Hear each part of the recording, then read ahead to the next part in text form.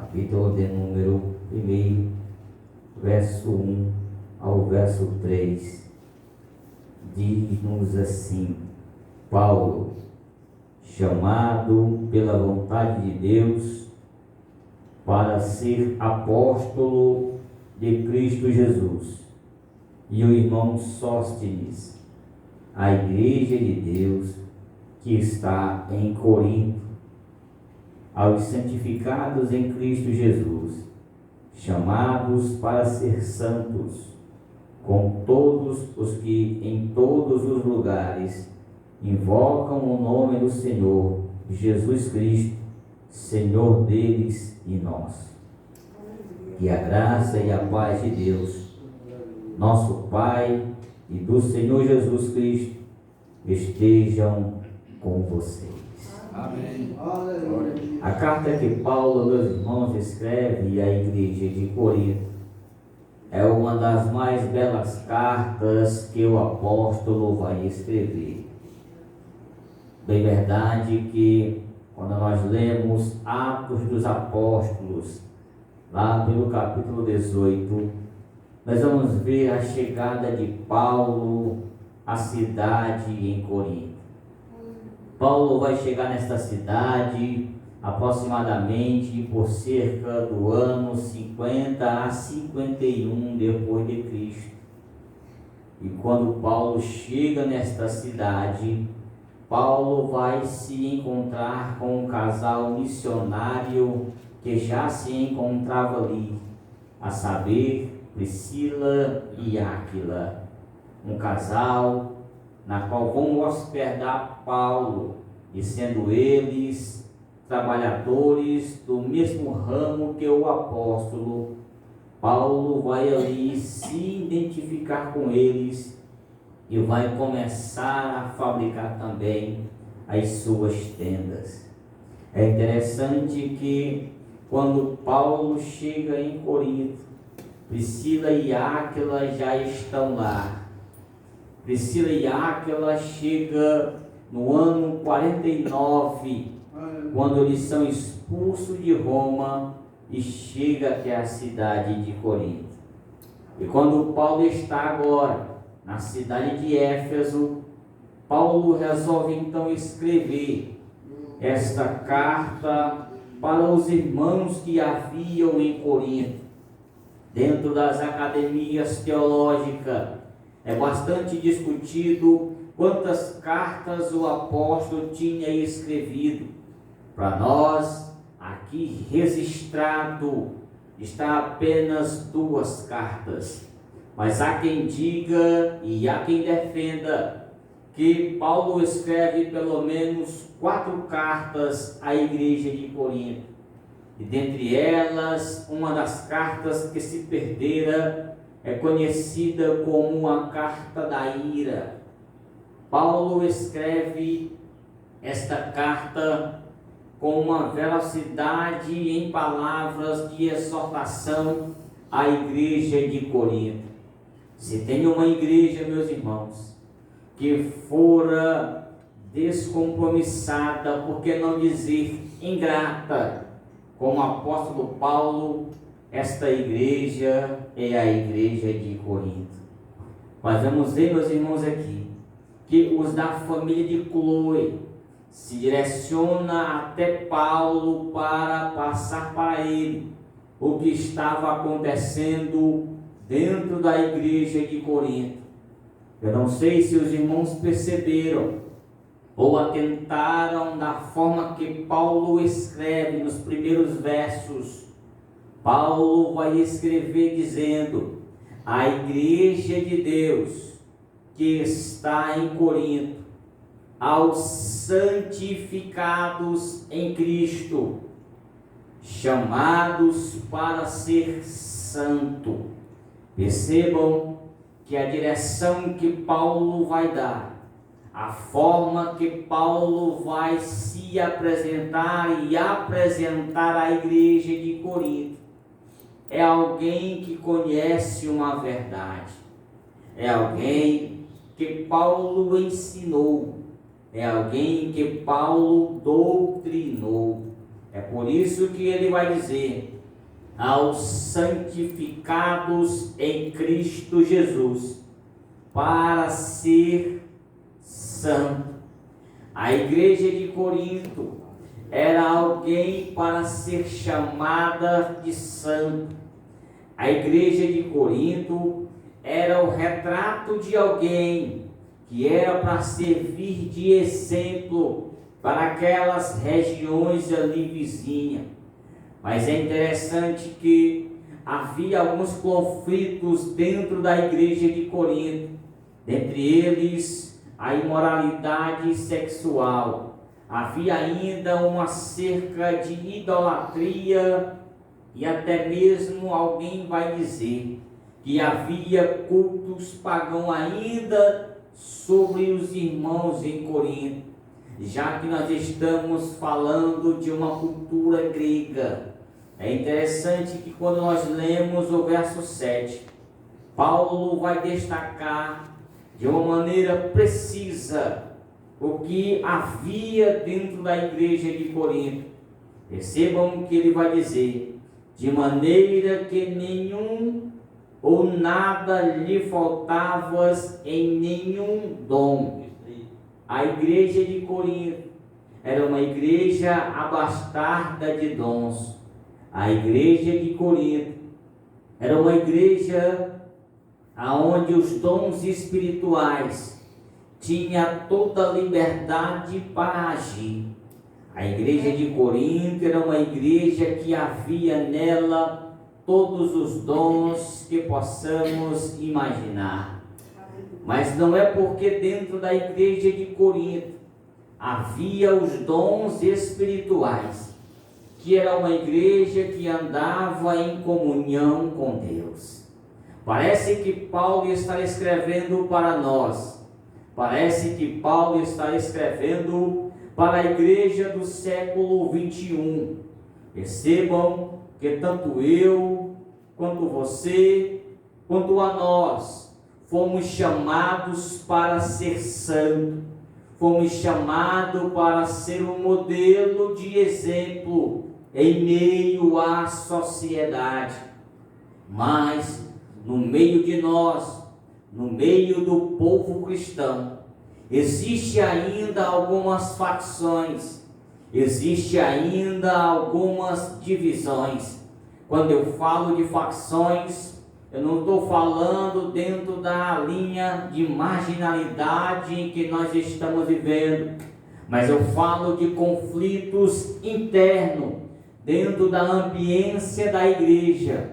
Quando eu falo de divisões, eu falo de conflitos entre crentes contra crentes, pregando, dizendo até que há uma rivalidade em nosso meio.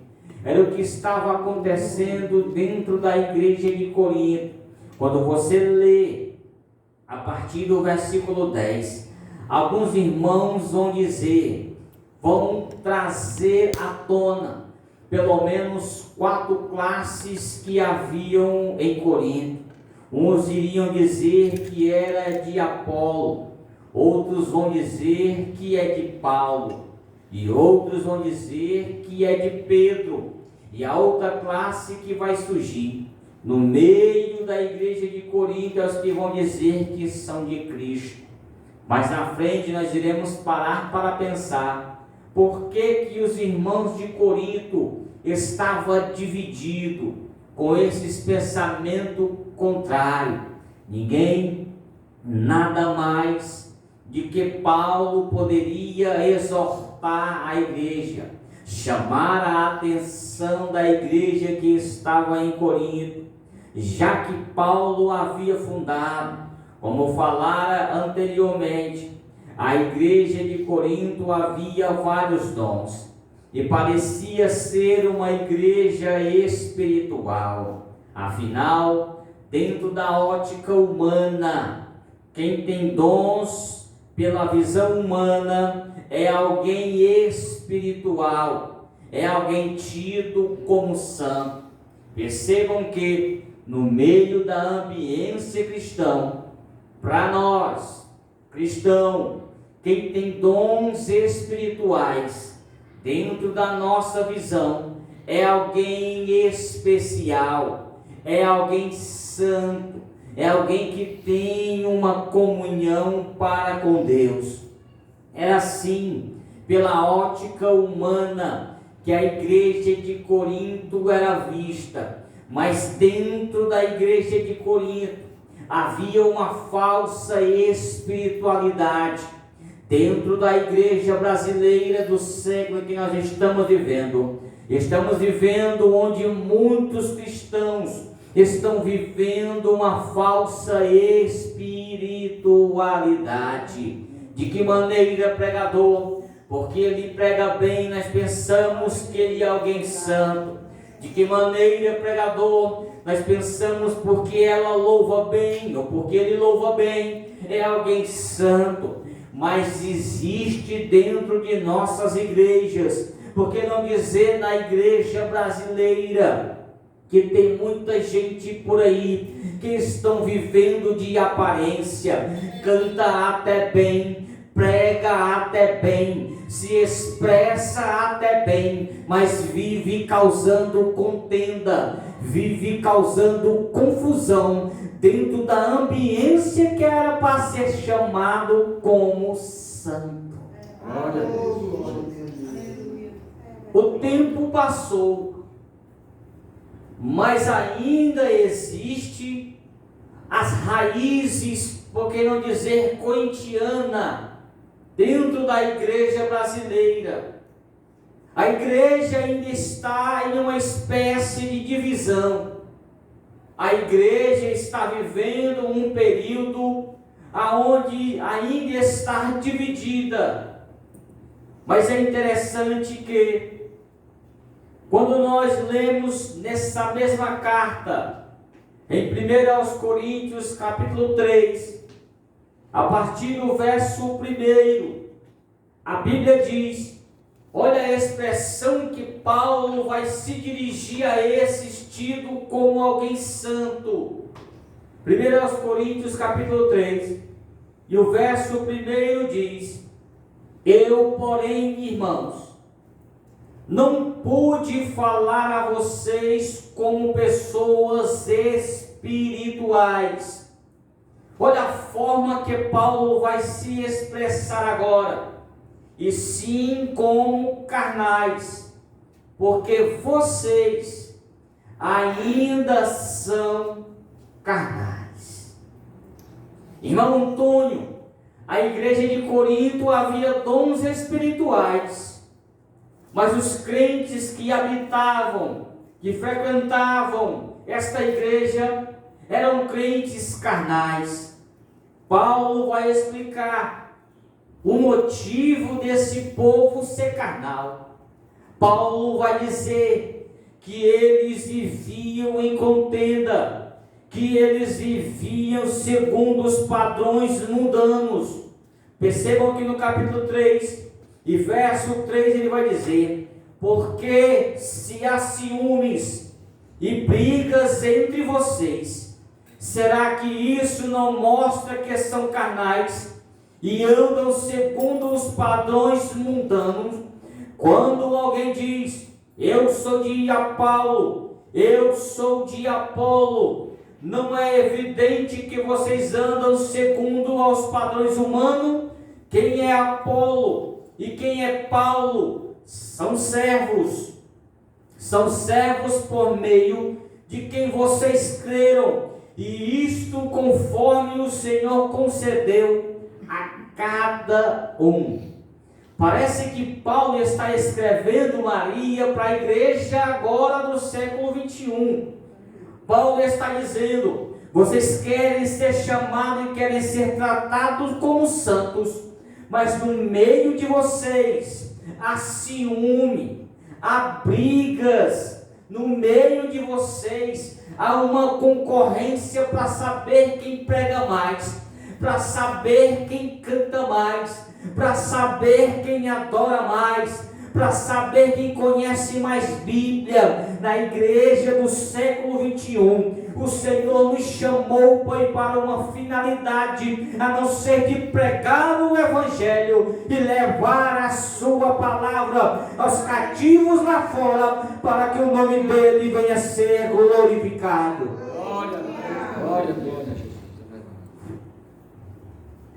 Não é porque você louva, não é porque você canta, não é a tua vestimenta que vai te mostrar que é mais santo do que o outro. Aleluia. Paulo trata isso com a igreja de Corinto, onde havia uma totalidade de dons espalhados dentro da igreja. E porque nos dias em que nós estamos vivendo, há uma concorrência para saber quem tem mais agenda ou não, para saber quem se expressa melhor ou não. Cristo não me chamou para isso. Cristo nos chamou para pregar a sua palavra. Paulo vai trazer, dentro desse contexto, meus irmãos, os perigos que há de uma igreja dividida. Paulo entendia, Paulo sabia do que ele estava falando. Ele sabia que uma igreja dividida não iria conseguir o seu objetivo. Mas parece que ainda não entrou no coração, ainda não entrou na mente de alguns cristãos do século que nós estamos vivendo, por que não dizer do meio em que nós convivemos. Há um perigo quando a igreja se divide, há um perigo muito sério dentro da igreja. O texto, meus irmãos, em que nós vamos tomar por base é o de Atos capítulo 2, e o verso 47. Paulo, sendo o fundador da igreja de Corinto, ele sabia como lidar com os irmãos. A exortação, ela deve ser feita de uma maneira, não de uma maneira grosseira e agressiva, mas deve ser repreendida de uma maneira pacífica. Não é porque você dá o dízimo maior, não é porque você é alguém de uma nomenclatura maior em nosso meio, que nós devemos baixar a cabeça e deixar tudo como está, não. Quando a heresia surgir, quando o falso ensino surgir, vai ser exortado para que o nome do Senhor venha a ser edificado, não de uma forma grosseira, mas de uma forma pacífica e bíblica, para que você venha ter comunhão e chegar um dia nas mansões celestiais. Paulo sabe de que maneira tratar o seu povo. Cristo sabe de que maneira tratar a igreja brasileira. Quando Paulo se refere, meus irmãos, no versículo 10 de 1 Coríntios, ele diz: irmãos, pelo nome de nosso Senhor Jesus Cristo, peço-lhe que estejam de acordo naquilo que vocês falam, e que não haja divisões entre vocês. Pelo contrário, que vocês sejam unidos no mesmo modo de pensar e no mesmo propósito. Quando ele se dirige falando, irmãos, ele está transmitindo para a igreja de Corinto que todos faziam parte de uma mesma família, que todos estavam em um mesmo ambiente. Ele está dizendo que todos nós somos filhos de um mesmo Pai. E por que nós somos filhos um mesmo Pai. Nós não andamos em concordância em um para com o outro. Devemos se ombrear, caminhar lado a lado um com o outro, porque quem vai ganhar é o reino de Deus. Paulo sabia de tudo isso que ele estava falando. Não havia necessidade para o que estava acontecendo. Paulo sabe que quando uma igreja se propõe a viver em unidade, quem ganha é o reino de Deus.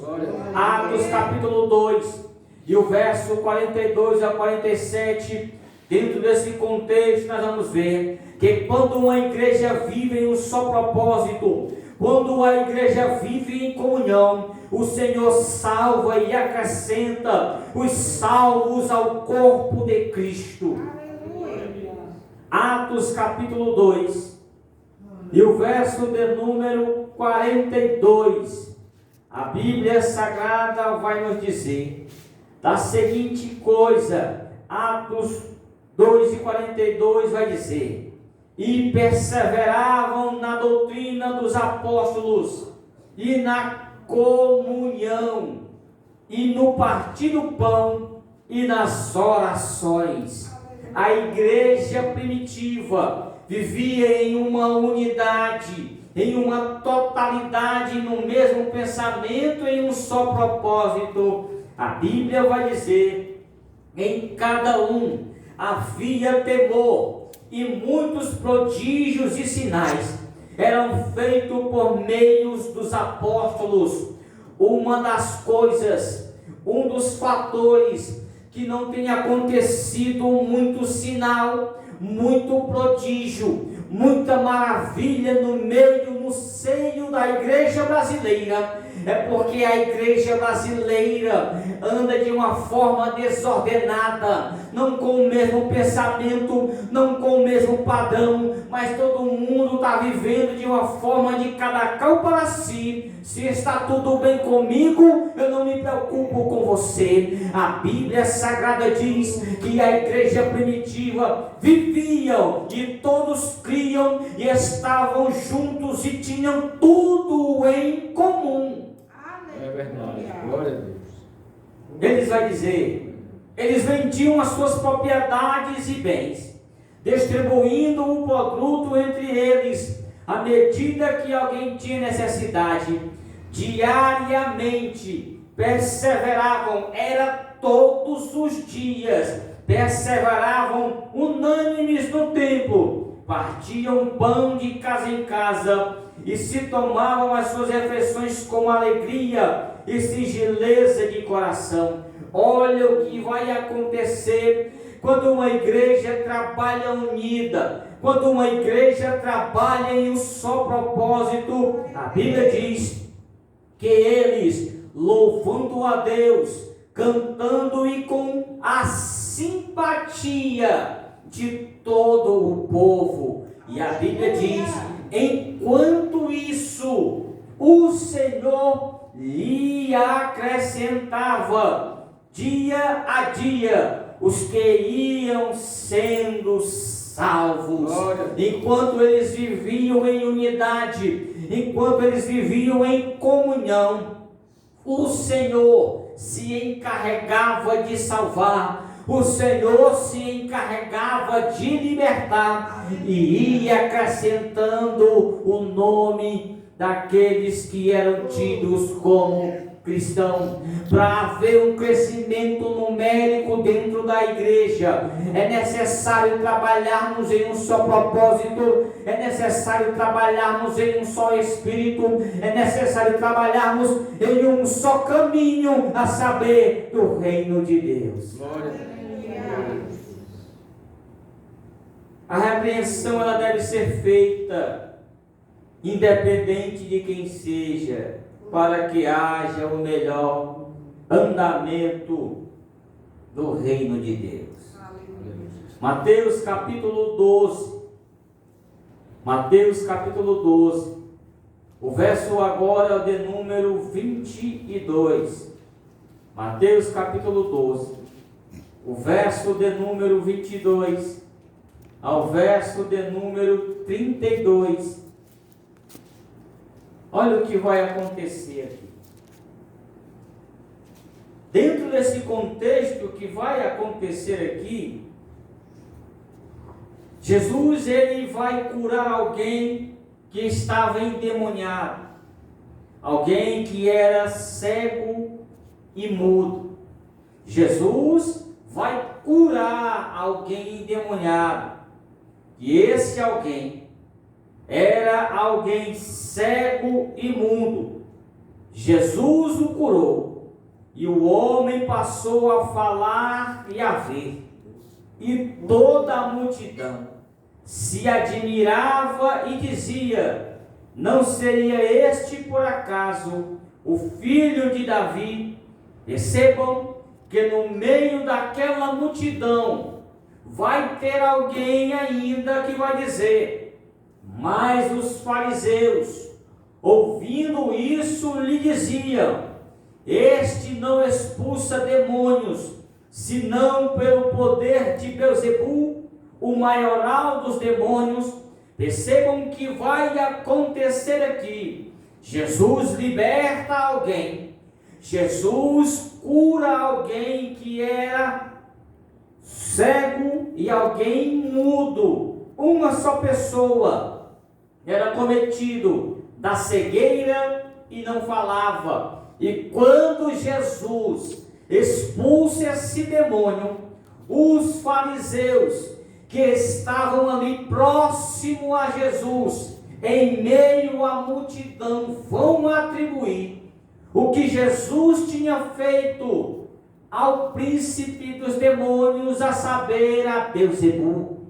Jesus ele vai dizer, mas Jesus, sabendo o que eles lhe pensavam, disse-lhe: todo reino dividido contra si mesmo ficará deserto, e toda cidade ou casa dividida contra si mesmo não subsistirá. Jesus está mostrando para a igreja que é necessário vivermos em unidade, vivermos em um só compromisso, em uma só comunhão, para que o nome dele venha a ser exaltado. E ele diz: se Satanás expulsa Satanás, está dividido contra a si mesmo, como então o seu reino subsistirá? Aí Jesus agora se dirige para os fariseus e vai dizer: e se eu expulso os demônios por Beelzebul, por quem os filhos de vocês o expulsam? Percebam que Jesus responde de uma forma precisa e com uma pergunta àqueles questionadores. Parece que o tempo passa, mas a síndrome farisaica tem ainda se enraizado dentro da igreja. É muita pergunta, por que isso, por que aquilo. Entenda uma coisa: tudo que está acontecendo é em favor do reino. É melhor se abraçar e caminharmos em um só propósito, ou vai ficar para trás? Jesus ele vai dizer: por isso eles mesmos serão os juízes de vocês. Se porém eu expulso os demônios pelo Espírito de Deus, certamente é chegado o reino de Deus sobre você.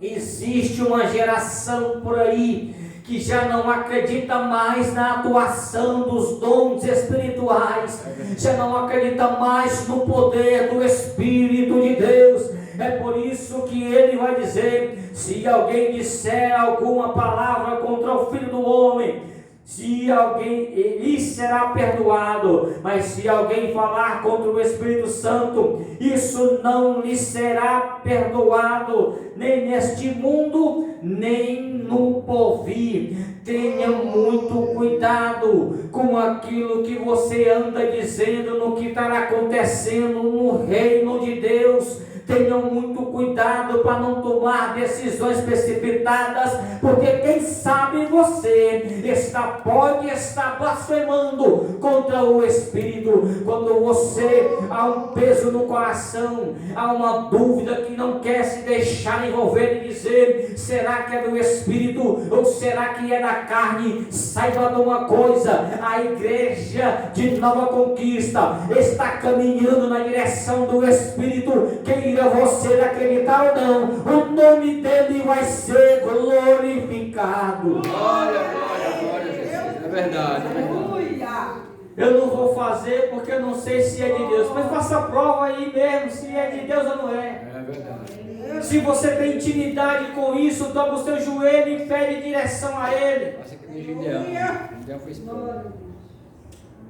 Não tem como caminharmos em unidade se há um peso no coração, uma falsa santidade. Era o que havia na igreja de Corinto. Tinha dons, mas era carnal. Parte da igreja brasileira está assim. Tem até dom espiritual, mas é carnal. É por isso que Jesus naquele dia vai dizer, eles vão questionar este grupo carnal que está dentro da igreja: Senhor, mas no teu nome não expelimos demônio. Senhor, mas no teu nome não curamos enfermidade. Apartai-vos de mim, que eu nunca vos conheci. E esta palavra vos conheci no grego é se relacionar. Se demônios eram expulsos, era por causa do nome dele. Se a enfermidade era curada, era por causa do nome dele. Porque ele está dizendo: eu nunca me relacionei com você, você nunca se relacionou comigo, vivia de aparência, pensava que tinha, achava que é, mas o poder é meu, a graça é minha, eu dou quem eu quero, eu faço como eu quero, bendito seja Deus. Glória a Deus, é verdade. Desse jeito.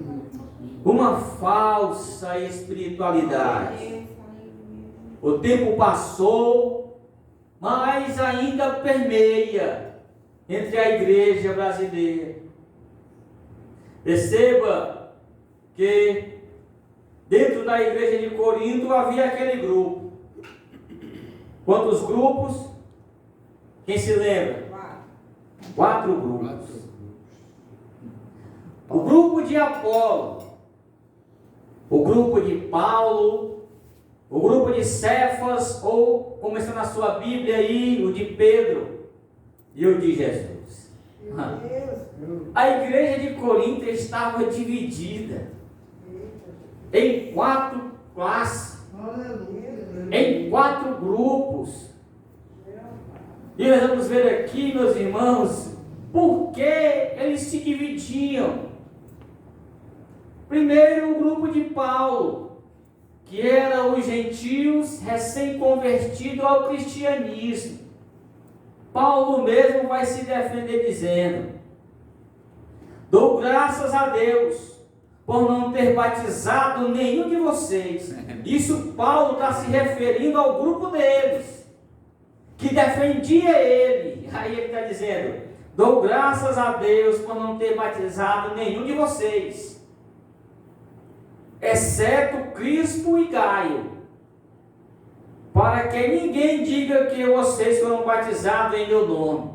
Percebam que Paulo pega logo o grupo dele, os que defendem ele. Aí ele diz: batizei também a casa de Estéfanas, além destes, não me lembro se batizei algum outro. Afinal, Cristo não me enviou para batizar, mas para pregar o Evangelho. Esse grupo, que era o grupo de Paulo aqui, eram os gentios.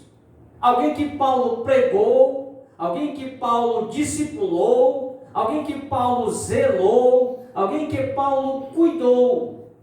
E esse grupo dizia: não, eu sou de Paulo, nenhum outro pode me liderar a não ser Paulo. E dentro dessa igreja existia também o grupo de Apolo. Apolo, meus irmãos, era alguém erudito, era alguém que sabia se expressar. Para os dias atuais, era alguém que tinha sua academia ou formação teológica, era alguém que sabia falar dentro da cultura helenista grega, era alguém que sabia se expressar muito bem. Não, mas só quem pode me direcionar aqui é o meu pastor, agora Apolo. Era esse grupo também que estava lá, no meio da igreja de Corinto. Ainda tinha outra classe, a classe dos que diziam que eram seguidores de Cefa, Pedro. Não, Pedrão é o nosso pastor. Pedrão é que era para dirigir a igreja. Sabe quem era essa classe? Eram os judaizantes, aqueles que ainda praticavam alguns ritos dentro da comunidade judaica e queriam atribuir algumas coisas estranhas dentro da igreja. O tempo passou e ainda tem crente judaizante em nosso meio, ainda anda de quipá, ainda toca chofar e ainda tem a arca da aliança em cima do altar.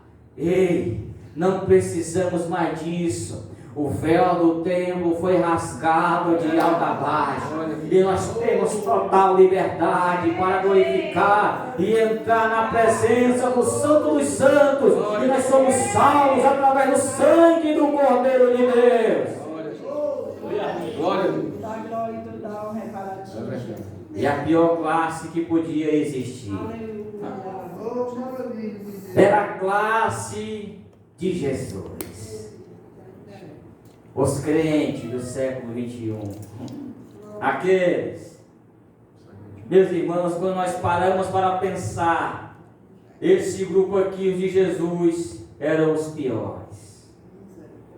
Porque se achavam superior aos outros, via defeito em tudo e em todos, só esquecia de olhar para eles mesmos. A síndrome dessa classe aqui, ela enraizou dentro da igreja. É por isso que Jesus, no Sermão da Montanha, a partir do capítulo 7, no versículo 1, vamos ler, Mateus capítulo 7, verso de número 1. Mateus capítulo 7, versículo 1, diz assim: não julguem, para que vocês não sejam julgados, pois com o critério com que vocês julgarem, vocês serão julgados, e com a medida com que vocês tiverem medidos, vocês também serão medidos. O verso 3 diz: porque você vê o cisco no olho de seu irmão, mas não repara a trave que está no seu corpo. Ou como você dirá a seu irmão: deixe que eu tire o cisco do seu olho, quando você tem uma trave em seu próprio? Hipócrita, tire primeiro a trave do seu olho, e então você verá claramente para tirar o cisco do olho do seu irmão. É verdade. Desses versos, Jesus nos ensina que devemos fazer um autoexame pessoal, de maneira que estamos nos comportando. Observamos de uma forma precisa o cisco, uma pequena falha em nosso irmão, e não conseguimos enxergar o tamanho da falha ou do pecado que há em nossas vidas. Quantos de nós, vez por outra, essa síndrome aqui de uma pseudo-santidade entra em nossa mente, em nosso coração. Vemos pecado em tudo.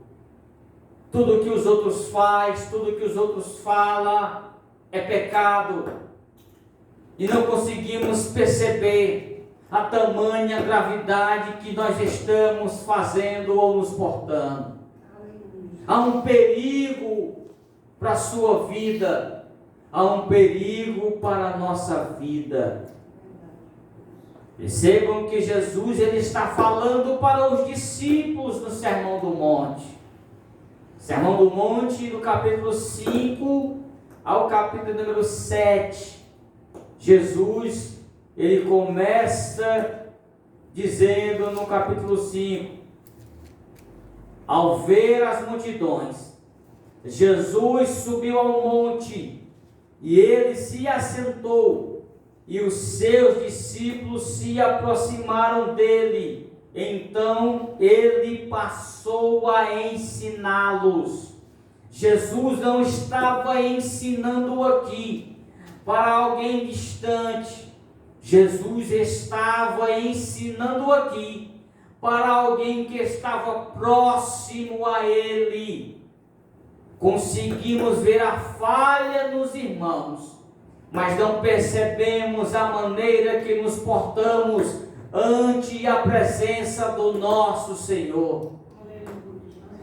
Há quem diga que os da família de Cloe aqui era alguém fofoqueiro, porque sai de Corinto e vai até Éfeso para dizer, relatar o que estava acontecendo dentro da igreja.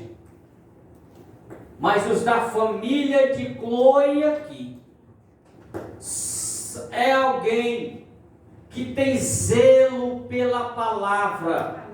Os da família de Cloe aqui é alguém que se importa com o bem-estar da igreja.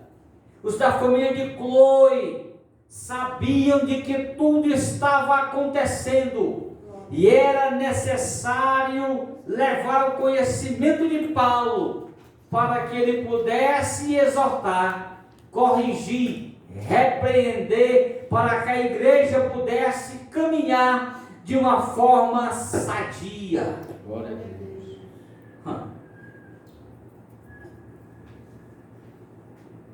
1 Coríntios ainda no verso 27, no verso 17. Há um perigo nesse verso aqui para os da atualidade. O verso 17 diz: afinal, Cristo não me enviou para batizar, mas para pregar o Evangelho, não com sabedoria de palavras, para que não se anule a cruz de Cristo. Dentro da cultura grega, valorizava-se o conhecimento como espécie de ostentação. Paulo sabia o que causou a sua transformação foi o Evangelho. Paulo sabe do poder que há na palavra de Deus. Paulo sabia que a propagação do Evangelho, quando o Evangelho é pregado, vidas são alcançadas. Paulo ele entende e sabe que ele não tem tempo para querer aparecer, mostrar que sabe, mostrar que é. A preocupação de Paulo aqui é com alguém que não conhece uma verdade. A preocupação de Paulo aqui é em somente pregar o Evangelho. Romanos capítulo 1, e o versículo 16 diz: pois não me envergonho do Evangelho, pois é o poder de Deus para a salvação de todo aquele que nele crê. Glória a Deus. Há um perigo em mostrar que sabemos mais do que os outros. Há um perigo nisso. Não queira e não deixe, não permita isso subir ao coração. Isso pode causar um certo prejuízo espiritual para a sua vida. Tenha e peça a Deus um espírito humilde, quebrantado, em contrito. Devemos entender que não somos melhores do que ninguém. Devemos ter em mente que somente o Evangelho tem o poder para nos libertar de tamanha hipocrisia. Glória a Deus. Os fariseus eram assim. Eles queriam mostrar justamente para Jesus como devia fazer. E Jesus diz: não leste acerca disso? Não observaste isso? Tenha muito cuidado quando for usar a palavra para exortar alguém. Esta mesma palavra que exorta é a mesma palavra que edifica, é a mesma palavra que consola. Paulo usa as palavras, ele traz uma exortação, uma correção, uma repreensão para a igreja em Corinto. E ele, ao mesmo tempo, ele está edificando a igreja. E ao mesmo tempo esta palavra vai consolando ao coração daqueles que estão vivendo de uma maneira errada. Paulo sabia do que ele estava falando. Ele vai dizer: irmãos, não considerem a vocação de vocês. Não foram chamados muitos sábios segundo a carne, nem muitos poderosos, nem muitos de nobres nascimento. Pelo contrário, Deus escolheu as coisas loucas deste mundo para envergonhar as sábias, e aí escolheu as coisas fracas do mundo para envergonhar as fortes. E Deus escolheu as coisas humildes do mundo e as desprezadas, e aquelas que não são, para reduzir a nada a que são, a fim de que ninguém se glorie na presença de Deus. Mas vocês são dele, em Cristo Jesus, o qual se tornou para nós, da parte de Deus, sabedoria, justiça, santificação e redenção, para que, como está escrito, aquele se glorie no Senhor. Glória a Deus. É o conselho que Paulo dá à igreja de Corinto. Glória a Jesus. Para que, como está escrito, aquele que se gloria, glorie-se no Senhor. Você só está aqui é por causa dele. Se nós só estamos aqui é por causa dele. É por causa dele que nós vivemos. É por causa dele que nós estamos na noite desse dia. Glória. Fica de pé, meus irmãos, Glória, glória, glória. na noite desse dia.